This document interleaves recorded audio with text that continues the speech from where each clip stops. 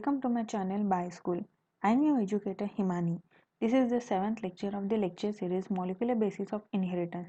Make sure कि आपने पहले की भी सारे वीडियोस देखे हो ताकि आपके कंसेप्ट में क्लियरिटी मेंटेन रहे। तो आज की वीडियो में हम पढ़ने वाले हैं basics of the central dogma.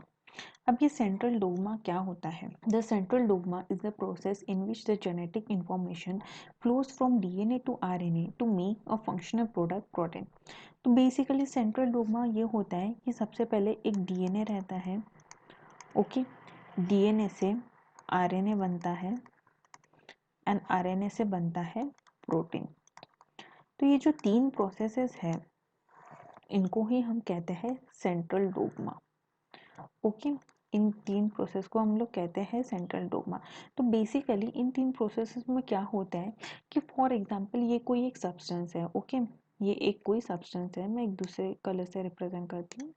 ये कोई एक सब्सटेंस है, ये वाला सब्सटेंस सबसे पहले जाएगा डीएनए से आरएनए में, ओके। सबसे पहले ये डीएनए के पास रहता है, ओके। ये डीएनए से जाएगा आरएनए में, फिर ये आरएनए के पास आएगा एंड ये आरएनए से जाएगा ये प्रोटीन के पास, ओके। तो ये क्या होता है कि जो एक जेनेटिक इंफॉर्मेशन है एंड ये जो सब्सटेंस जो होता है वो बेसिकली होता है जेनेटिक इंफॉर्मेशन। जेनेटिक इंफॉर्मेशन, तो ये जेनेटिक इंफॉर्मेशन ही ट्रांसफर होता है ये डीएनए से आरएनए, आरएनए से प्रोटीन में। तो बेसिकली क्या होता है कि ये डायग्राम में अभी हम लोग देखते हैं, ये रहा डीएनए, ओके। ये रहा डीएनए, ये रहा आरएनए एंड ये है हमारा प्रोटीन, ओके। तो अभी डीएनए में क्या होता है कि डीएनए सबसे पहले रेप्लिकेट होता है। रेप्लिकेट होता है मतलब क्या होता है कि ये खुद की कॉपी बनाते हैं, ओके। रेप्लिकेट मतलब क्या होता है, अभी कॉपी क्यों बनाते हैं वो भी हम लोग देखेंगे। तो ये जो डीएनए है ये खुद की एक कॉपी बनाता है। जब ये डीएनए खुद की कॉपी बनाते हैं मतलब इसको कहते हैं हम लोग डीएनए रेप्लिकेशन। तो डीएनए खुद की कॉपी बना रहे, ये डीएनए से डीएनए ही बना रहा है, ओके। ये डीएनए से डीएनए ही बना रहे हैं, इसलिए हम लोग कहते हैं इसको डीएनए रेप्लिकेशन, ओके। रेप्लिकेशन मतलब जनरली क्या होता है कि डीएनए का कॉपी बनाना, खुद का कॉपी बनाना।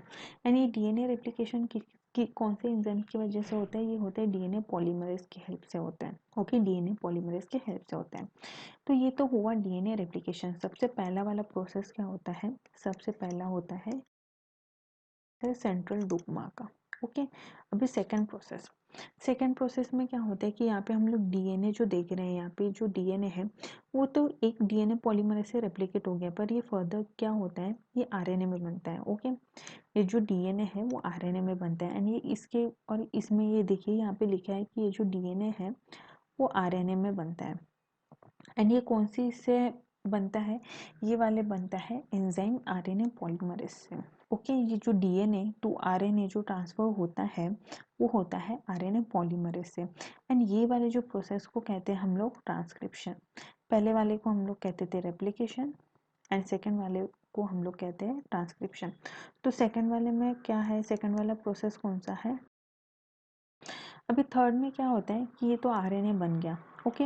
ये आरएनए से अब ये प्रोटीन बनेगा, ये आरएनए से बनेगा प्रोटीन एंड इसमें ये आरएनए से प्रोटीन कैसे बनता है, ये बनता है राइबोसोम की हेल्प से, ओके। यहाँ पे देखिए ये मेंशन किया है आरएनए टू प्रोटीन बनता है, आरएनए से प्रोटीन बनता है राइबोसोम की हेल्प से एंड ये वाले प्रोसेस को हम लोग क्या कहते हैं, ट्रांसलेशन। ये वाले को हम लोग कहते हैं ट्रांसलेशन।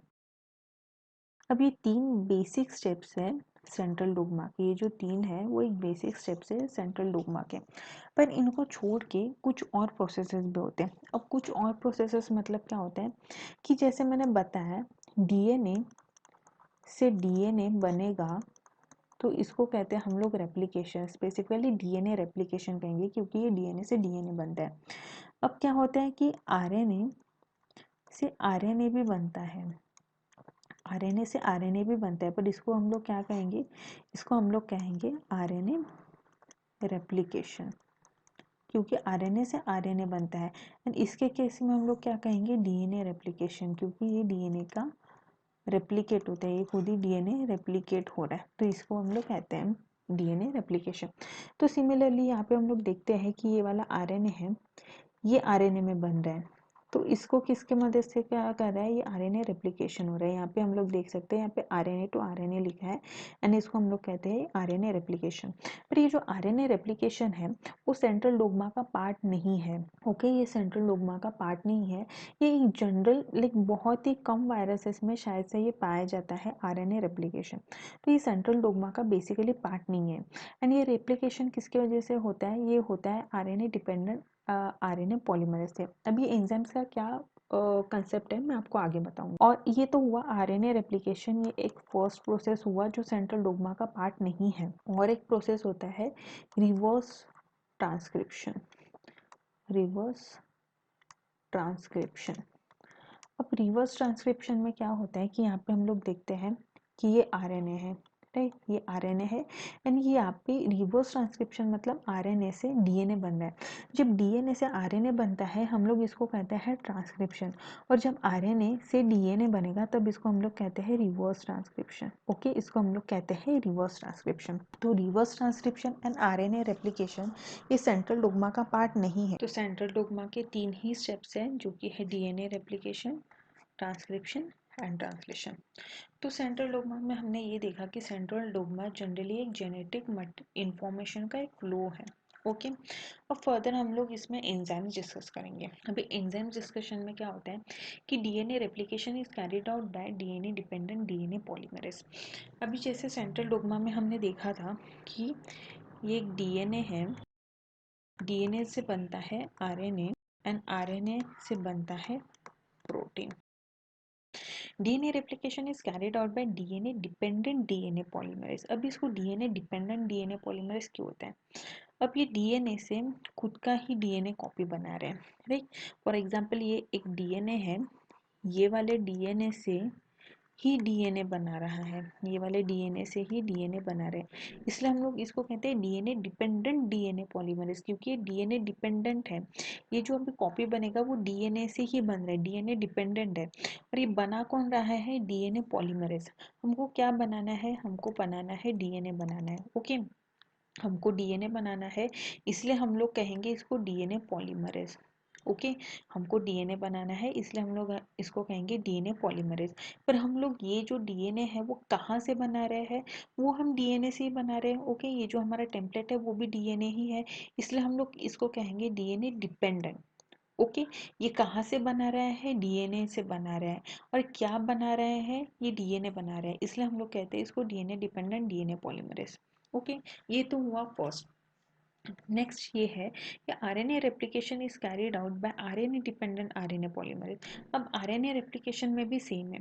फॉर एग्जांपल ये एक आरएनए है एंड आरएनए रेप्लिकेशन से हमें एक कॉपी मिल गया आरएनए का।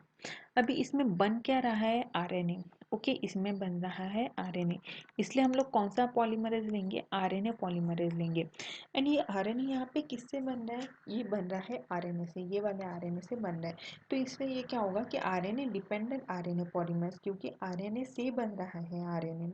ओके, इसलिए हम लोग कहेंगे RNA dependent RNA polymerase. Next क्या है कि transcription is carried out bye DNA dependent RNA polymerase. अब ये क्या हुए, अब ये वाला तो रेप्लिकेशन वाला प्रोसेस हो गया। ओके, ये वाला हुआ रेप्लिकेशन वाला प्रोसेस एंड ये वाला हुआ ट्रांसक्रिप्शन, ये हुआ ट्रांसक्रिप्शन। ये है हमारा आरएनए एंड ये है हमारा डीएनए। अभी ट्रांसक्रिप्शन में हमने क्या देखा था कि आरएनए बन रहा है और किससे बन रहा है, डीएनए से बन रहा है। तो इसके पहले के कंसेप्ट में हमने क्या देखा था कि इसमें क्या बन रहा है, आरएनए बन रहा है। अब ये आरएनए बन रहा है इसमें, इसलिए ये क्या होगा कि आरएनए पॉलीमरेज। ये क्या बन रहा है, आरएनए बन रहा है। ओके, इसलिए हो गया ये आरएनए पॉलीमरेज। अब ये कहाँ से आरएनए बन रहा है, ये बन रहा है डीएनए से आरएनए बन रहा है, राइट। ये डीएनए से आरएनए बन रहा है, इसलिए हम लोग इसको कहेंगे डीएनए डिपेंडेंट आरएनए पॉलीमरेज, क्योंकि डीएनए डिपेंडेंट है, ये डीएनए से बन रहा है और ये क्या बन रहा है, आरएनए बन रहा है, इसलिए हम लोग कहते हैं इसको डीएनए डिपेंडेंट आरएनए पॉलीमरेज। पहले के दो केस में क्या बन रहा था, पहले के केस में बन रहा था डीएनए बन रहा था एंड डीएनए से ही बन रहा था, इसलिए DNA dependent DNA polymerase. Second case में आरएनए बन रहा था, कहाँ से बन रहा था, आरएनए से बन रहा था, इसलिए इसको कहते हैं हम RNA dependent RNA polymerase. But third case में आरएनए तो बन रहा है पर डीएनए से बन रहा है, इसलिए हम लोग कहेंगे इसको DNA dependent RNA polymerase. Fourth वाला स्टेप कौन सा है कि reverse transcription is carried out by RNA dependent DNA polymerase. अब एक रिवर्स ट्रांसक्रिप्शन भी एक प्रोसेस होता है जो सेंट्रल डोग्मा का पार्ट नहीं होता है, ये हमने अभी बस थोड़ी देर पहले ही क्लियर किया था। तो ये रिवर्स ट्रांसक्रिप्शन एक ऐसा फेज है जिसमें क्या होता है कि आरएनए से डिपेंडेंट बन रहा है। ये एरो देखिए, ये ऊपर जा रहा है, तो ये आरएनए से डीएनए बन रहा है। तो इसमें टेम्पलेट क्या है, आरएनए है, एंड ये बन क्या रहा है, डीएनए बन रहा है। इसलिए बन क्या रहा है, ये डीएनए बन रहा है, इसलिए डीएनए पॉलीमरेज। एंड ये कहाँ से बन रहा है, आरएनए से बन रहा है, इसलिए हम लोग इसको कहेंगे RNA dependent DNA polymerase. Last है translation is carried out by ribosome, and ये अलग केस है। ये जो ट्रांसलेशन है, अब ट्रांसलेशन किससे बनता है, जैसे आरएनए से जब प्रोटीन बनता है उस फेज को हम लोग कहते हैं ट्रांसलेशन। ओके, एंड ये ट्रांसलेशन एक राइबोसोम से कैरिड आउट होता है। अब फर्दर कुछ कंसेप्ट हम लोग समझते हैं। अब फर्टिलाइजेशन, फर्टिलाइजेशन में हमको पता है कि एक एग सेल होता है, हैप्लॉइड होता है। ओके, ये हैप्लॉइड एग सेल है एंड ये एक हैप्लॉइड स्पर्म सेल है। अब ये दो 2n मिला के ये होता है 2n। ओके, एंड बेसिकली ये एक जर्म सेल्स है। ओके, ये एक जर्म सेल है। सेल दो टाइप के होते हैं। ओके, यहाँ पे मैं मेंशन कर रही हूँ कि सेल दो टाइप के होते हैं, एक सोमैटिक होते हैं एंड ये होते हैं जर्म सेल्स। तो सोमैटिक सब 2n होते हैं एंड जर्म सेल n होते हैं। ओके, एंड ये जर्म सेल n क्यों होते हैं, इसके पीछे भी रीजन है। ओके, अब सोमैटिक 2 है मतलब ये डिप्लॉयड है। Okay, and germ cell n है मतलब ये हैप्लॉयड है। ओके, एंड ये हैप्लॉइड क्यों होगा, क्योंकि ये ऑब्वियस बात है कि जब एग और स्पर्म फ्यूज होगा, लाइक जब ये एन है एंड ये वाला एन है, अब ये जो दो एन मिला के जब बनेंगे, लाइक ये जब दोनों मिलेंगे तभी ये 2n होगा। अगर ये पहले से ही 2n होते हैं, फॉर एग्जांपल पहले से ही अगर 2n है एंड ये 2n है, तो ये तो 4n हो जाएगा, जो कि एक पॉलीप्लॉइडी का केस है। राइट, ये एक पॉलीप्लॉइडी का केस है एंड ये एक एबनॉर्मल केस है। ओके, तो इसलिए जर्म सेल जो है हमेशा ये हैप्लॉइड ही रहता है, जब फ्यूजन होता है तब ये डिप्लॉइड बन जाता है। तो एक सेल में 23 क्रोमोसोम होते हैं, ये हमको पता है। ओके, एक सेल का 23 क्रोमोसोम एंड स्पर्म सेल का 23 क्रोमोसोम, टोटल 46 क्रोमोसोम होते हैं। तो हमको इससे क्या पता चलता है, इससे हमको ये पता चलता है कि एक सेल में टोटल 46 क्रोमोसोम्स होते हैं। ओके, फॉर टोटल 46 क्रोमोसोम होते हैं, मतलब 23 पेयर्स होते हैं, 23 पेयर्स होते हैं। बॉडी में ऐसे तो मिलियंस ऑफ सेल्स है। ओके, बॉडी बॉडी के पास तो मिलियंस ऑफ सेल्स हैं। ओके, लाइक लीवर्स के अलग सेल्स है, लंग्स के अलग सेल्स है, पैनक्रियास के अलग सेल्स है, मतलब हमारी जो पूरी बॉडी है वो सेल्स से बनी है। और अगर अभी जैसे हमारे बॉडी में मिलियंस ऑफ सेल्स है, तो सारे सेल्स में हमारे डीएनए होंगे। ओके, लाइक जैसे 46 सेल्स है, फॉर एग्जांपल अगर 46 सेल्स है तो 46 अलग अलग डीएनएज भी होंगे, और सारे सेल्स में डीएनए होंगे, सारे सेल्स में डीएनए होंगे एंड सारे सेल्स में 46 पेयर्स ऑफ क्रोमोसोम होंगे।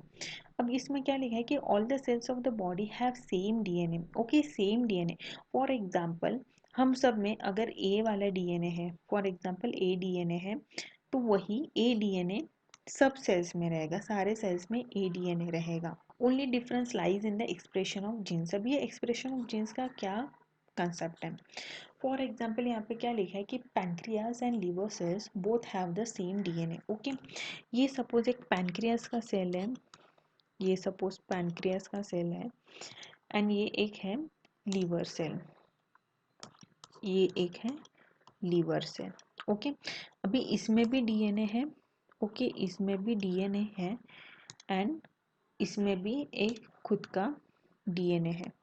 डीएनए ए ही रहेगा यहाँ पे, जैसे हमने देखा था यहाँ पे सपोज हमने डीएनए ए लिया है, तो इसमें भी ए डीएनए होगा, पैनक्रियास सेल में भी ए डीएनए है एंड लीवर सेल्स में भी ए डीएनए है। Okay, pancreas and liver cells both have the same DNA.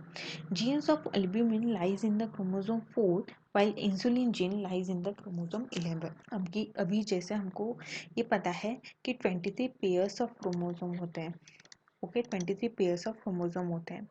तो इंसुलिन कहाँ पे सीक्रेट होता है, इंसुलिन बनता है पैनक्रियाज में। ओके, इंसुलिन बनता है पैनक्रियाज में। तो जैसे यहाँ पे पैनक्रियाज में इंसुलिन बन रहा है। ओके, पैनक्रियाज में इंसुलिन बन रहा है एंड लीवर में क्या बन रहा है, अल्ब्यूमिन, लीवर में अल्ब्यूमिन बन रहा है। तो अल्ब्यूमिन कौन से क्रोमोसोम में है, कौन से क्रोमोसोम में इसका जीन होता है, क्रोमोसोम 4 में इसका जीन होता है अल्ब्यूमिन का। एंड इंसुलिन का कहाँ होता है, इंसुलिन का होता है क्रोमोसोम 11 में, क्रोमोसोम 11 में इंसुलिन का जीन होता है। पर इन दोनों में एक कॉमन क्या है कि कॉमन इन दोनों में ए ही डीएनए है। ओके, हमने ए को रिप्रेजेंट किया था, ए ही डीएनए है। ओके, तो क्या लिखा है कि pancreas and liver cells both have the same DNA. Genes of albumin lies in the chromosome 4 while insulin gene lies in chromosome 11. The difference is insulin gene is active in case of pancreas cell and ALB gene is active in case of the liver cell.